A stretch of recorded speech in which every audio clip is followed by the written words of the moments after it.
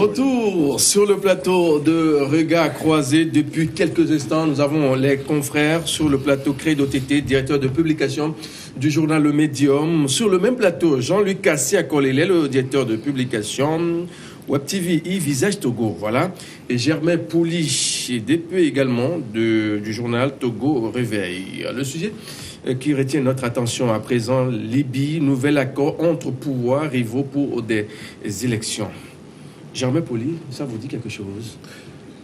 Oui, les élections dans un pays qui renaît dans du chaos, un pays divisé entre divers groupes armés, les milices par-ci, les tribus par-là, un pays qui a finalement deux gouvernements, donc un qui est reconnu par la communauté internationale et celui donc du général Haftar. Et si ces deux gouvernements qui n'arrivent pas à contrôler totalement le pays s'accordent maintenant pour organiser les élections très très prochainement, on ne peut que saluer donc cela, sauf que ce n'est pas la première fois. L'an dernier déjà à Paris, il y a un peu plus d'un an, ils s'étaient rencontrés sous la bonne médiation du président Macron. Il y avait eu une promesse qu'il y aura des élections d'ici la fin de l'année qui s'est écoulée, donc 2018, ça n'a pas été le cas. Le pays est toujours divisé, le pays est toujours instable.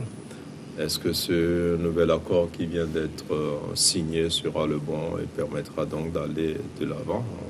On ne peut que souhaiter cela aux Libyens.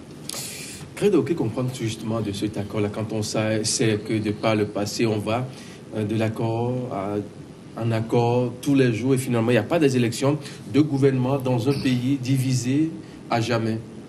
Non, mais je crois que c'est deux pouvoirs qui sont aujourd'hui dos au mur parce qu'ils ont obligation de résultat, parce qu'ils savent que tous les regards sont posés sur eux, donc il va falloir qu'ils donnent des signaux pour faire renaître l'espoir en territoire libyen. Mais je suis un peu sceptique par rapport, disons, au suivi méticuleux de cet accord, parce qu'il y a toujours l'ego surdimensionné qui va s'exprimer dans une certaine mesure. Et si on veut être un peu sadique, donc est-ce qu'on ne dira pas que c'est bien fait pour eux? Parce que, disons, la disparition, la perte de Muammar Kadhafi, qu'ils ont applaudi, qu'ils ont encouragé, qu'ils ont matérialisé, et aujourd'hui la Libye qui est un pays déchiqueté, donc je crois qu'ils ont une grande responsabilité. Et ils font semblant aujourd'hui, avec le concours de quelques puissances internationales, pour dire qu'ils sont parvenus à des accords pour organiser des élections. Donc, mais il va falloir voir la concrétisation réelle de ces bonnes intentions. Dites-vous, quels que soient les candidats, donc il y aura toujours un pouvoir qui va dire que soit il est lésé au profit de l'autre. Alors, Jean-Luc, est-ce qu'on peut dire aujourd'hui que ces deux pouvoirs-là sont prêts à laisser les armes de côté et aller à l'essentiel? C'est ce qu'ils ont dit. C'est ce qu'ils sont en train de dire. Est-ce que cela sera réel? On attend de voir. Mais vous savez, comme l'a dit Germain tout à l'heure, ils avaient promis qu'il y aurait des élections le 10 décembre 2018. Jusqu'au jour d'aujourd'hui, il n'y a pas eu d'élection. La crise s'est plutôt empirée. Alors cette fois-ci, moi j'attends de voir. Je voudrais jouer au Saint-Thomas. Il faut que ces élections se tiennent d'abord avant de les croire. Parce que c'est vraiment dommage ce qu'ils ont fait de ce pays-là, surtout la communauté internationale. Et je pense qu'au jour d'aujourd'hui, ils ont vraiment besoin de sortir de cette crise et permettre à ce pays de se rebâtir et évoluer parmi le continent, enfin dans le continent africain.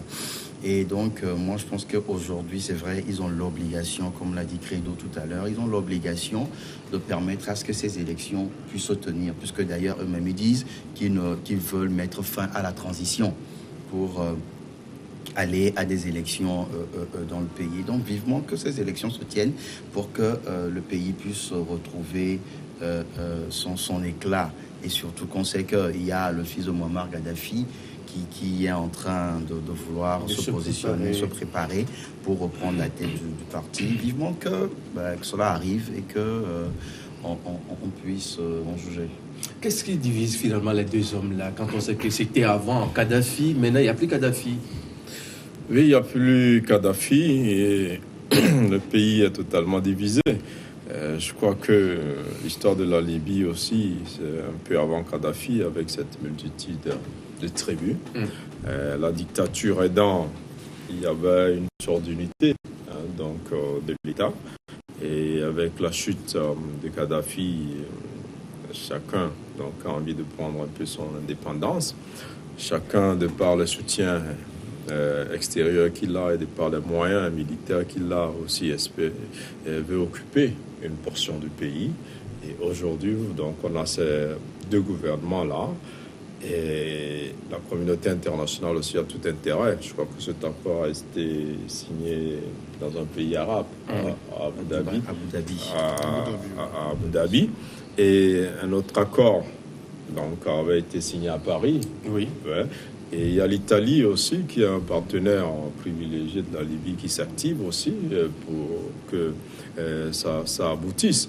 Donc c'est un pays qui est assez riche. Vous savez le rôle que Kadhafi a joué aussi en Afrique. Il a été celui-là qui a voulu matérialiser l'Union africaine, une Union africaine forte. Il est celui-là qui a rêvé d'une monnaie africaine et qui mettait les moyens pour que ça arrive.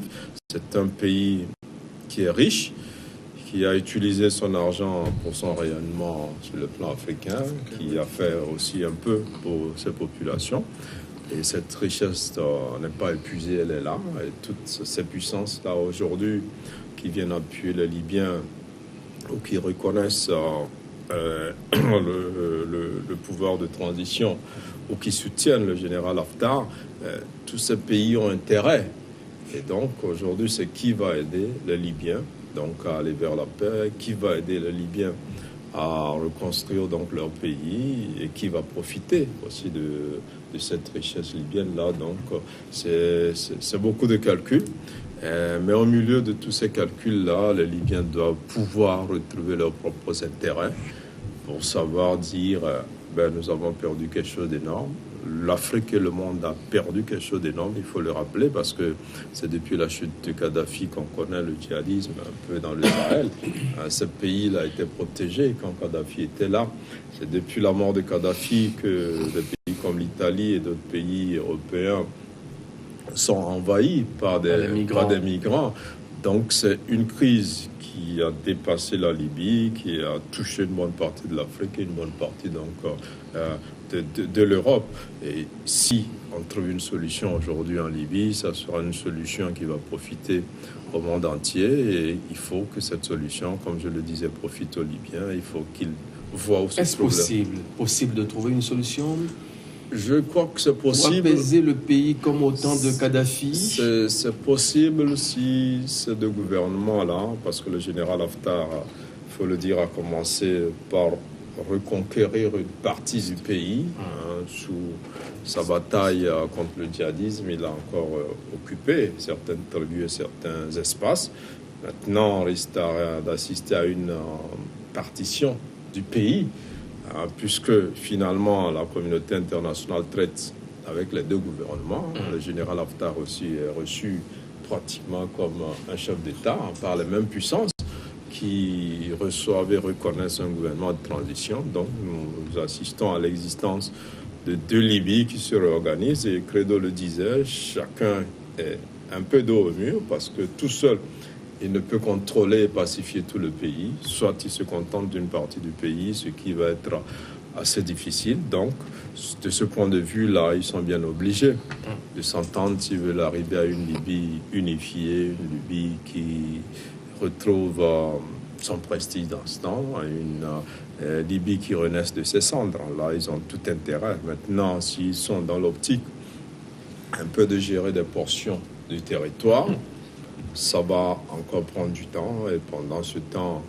ceux qui exploitent les richesses de ce pays-là vont continuer à traiter avec l'un ou l'autre gouvernement ou avec les milices ou les tribus qui occupent certains espaces de ce territoire. Alors, Credo, est-ce qu'on n'est pas tenté de dire que la Libye est victime de sa richesse? Non, mais avec même, disons... Fait partie Kadhafi, oui, peut-être le gars il est déjà parti. Et ça continue toujours, le déchirement par moment dans tout le pays, on ne maîtrise plus rien. Oui, non, mais moi, je dirais que c'est le fait même d'avoir causé la disparition de M. Kadhafi, c'est que M. Kadhafi était l'obstacle là au pillage des ressources de la Libye. Donc, ils sont parvenus à l'éliminer physiquement. Donc, aujourd'hui, ils se partagent les richesses de ce pays. Donc, voilà, et nous avons vu, donc il y a des visages qui ont œuvré dans cette affaire afin que la Libye soit à ce niveau de décrépitude. Donc, si il y a, disons, cette implication au sommet d'un État même européen, et puis on hésite à assumer ses responsabilités, donc c'est-à-dire qu'à un certain moment, non seulement, disons, l'enthousiasme, mais l'aura de M. Kadhafi, avec les ressources propres à la Libye, ont commencé par gêner certaines puissances occidentales. Et avec son idée, comme Germain le disait tout de suite, à l'instant même, sa volonté de faire les États-Unis d'Afrique. Donc, il y a des puissances occidentales qui se sont gênées parce que s'il arrivait à matérialiser cela, donc ce ne serait plus à long terme l'Afrique qui serait dépendante des puissances internationales, mais les puissances internationales seraient obligées de faire beaucoup plus la cour et être dépendantes des ressources africaines du moment aujourd'hui. C'est une dépendance qui est un peu masquée parce que ce sont nos ressources africaines qui sont exploitées, qui sont même développées. Et il y a aujourd'hui la problématique du franc CFA. Donc on voit le mécanisme, comment est-ce que ça enrichit le trésor français. Donc c'est dire que ceux qui ont détruit la Libye l'ont fait à dessein.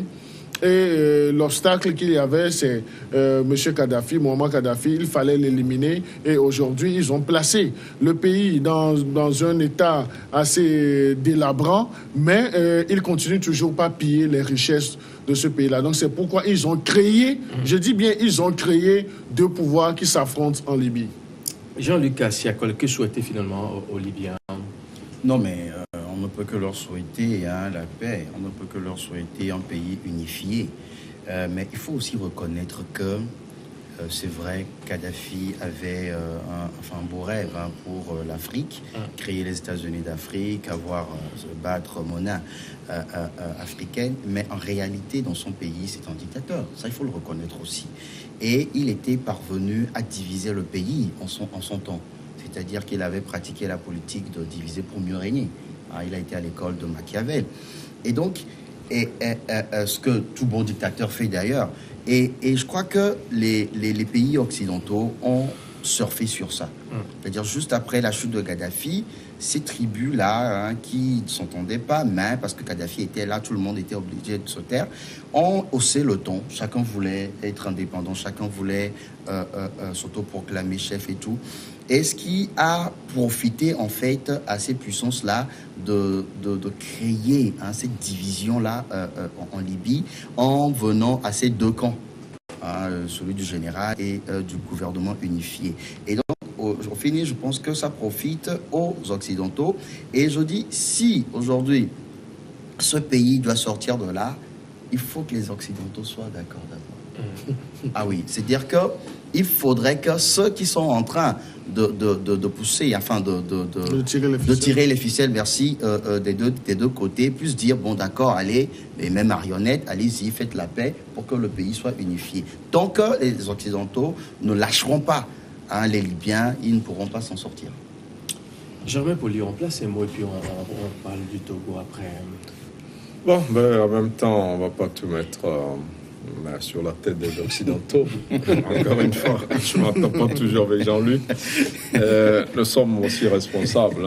Bien sûr. Les Occidentaux bien sûr. ont aidé les Libyens à chasser Kadhafi. On leur a vendu... ils ont vendu... Ils ont acheté la pauvreté. Et ils ont eu la liberté avec la pauvreté. Donc, ils ont échangé. Et aujourd'hui, la liberté ou la démocratie n'existe même pas dans un pays où il n'y a pas de sécurité. Et donc, finalement, c'est un gâchis. Et l'Occident en est responsable, la France de Sarkozy à l'époque, et Obama également, qui était au pouvoir quand c'est arrivé. Mais les Libyens aussi ont pris les armes contre Kadhafi. Donc, ils sont responsables.